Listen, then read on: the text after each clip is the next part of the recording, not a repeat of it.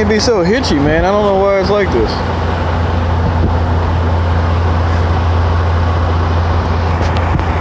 Alright. Another little episode of my Landstar load series, or I take pictures of my loads and secure them, I guess. I'm gonna start doing this more often. Had a bunch of it's actually just galvanized steel for a railroad. I guess it's gonna be the signal platform that they're gonna end up setting up. Got steps and the flats and screw tops and stuff like that. Pretty basic load. Did these like I do pipe. They kind of stack them on top of each other. We usually will strip them where you'll have a board in there, like a piece of dunnage. You'll have it in between there to stabilize it, but it's flat, so it'll stay put as long as you got tension on there.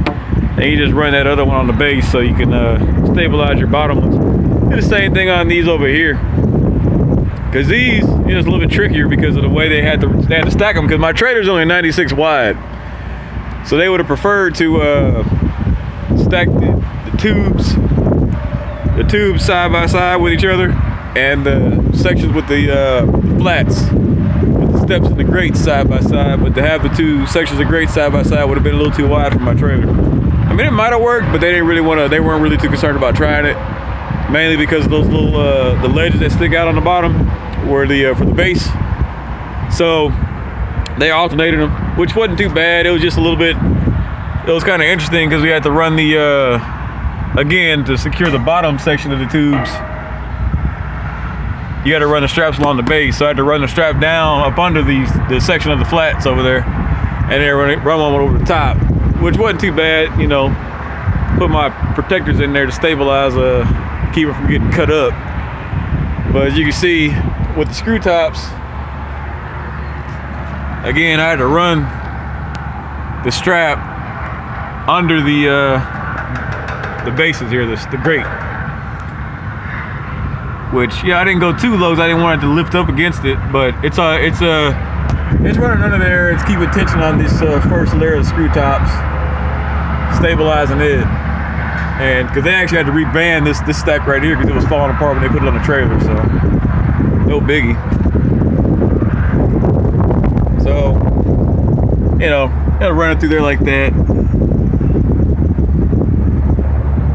And so it's keeping tension on everything. It's really not too bad.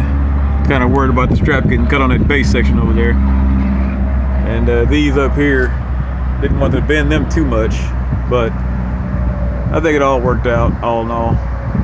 They have those buckets up there with the bolts and everything secured with some poly banding, and I ended up putting a bunch of cord around the handle, make sure it didn't go anywhere. Now, it looks like the back end of that's starting to pop up. This right here. Yeah, see, that's moving, so I gotta put a strap on that. That's just gonna end up trying to slide from under that, there, which is not good. So I will be running I got a porter winch under there. I might knock this up, put a porter winch down here. I'll just run a 2-inch. I'll run a 2-inch over it. So I gotta do that real quick while I'm over here. So that's about it. Like I say, pretty nice little load, real light stuff. So replaced this board on my trailer this weekend too. Just stuck a piece of treated what is that? A 2x6 by 10, I think. I had to cut it down to like 9 inches. And wasn't too bad. This trailer's got aluminum cross members on it, so the bolts actually came out pretty good with my little impact, my little rigid impact, 1/2-inch impact, so electric impact. So that worked out pretty good. No complaints on that. So, and here's another look at the screw tops, how I got them secured. So, all right. Well, that's about it, y'all. I'm gonna go on and get a 2-inch on that back and winch it down, secure it a little bit better, and that's about it. This is a little logo up here to Illinois. And I got the bags with the bolts and everything up in the front of the opening on the screw top. So All right, y'all. Well, make your money, truck it up, get all the money you can before automation kicks in, and we'll talk to y'all later.